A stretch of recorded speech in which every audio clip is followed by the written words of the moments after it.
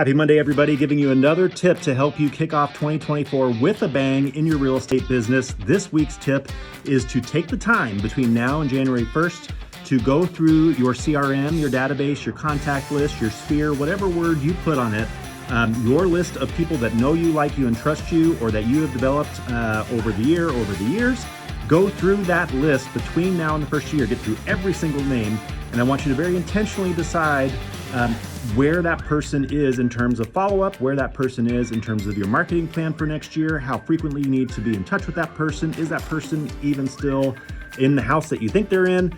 Do an intentional cleanup of your database and your CRM. It is probably the least sexy tip that I could ever give you, ever. And I know that most of you aren't going to do it, but here's why it's important. Obviously, we want to be intentional with our marketing, and we want to be intentional with our follow-up with people, and we want to make sure that everything we do in our business is planned and has a system to it.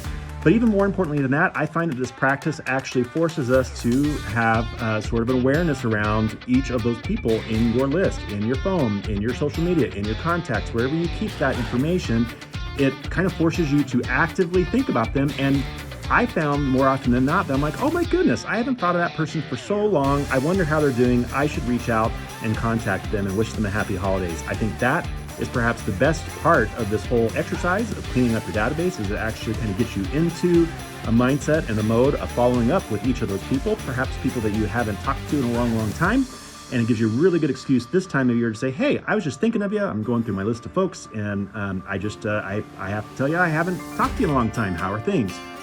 And you'll find that more often than not, you will learn things about people's lives that are important for you to help them have the life of their dreams and help you a piece in that. So this week's tip, clean up your CRM and your database. Not the sexiest thing in the world to do, but I promise you it will pay dividends. Hope that helps.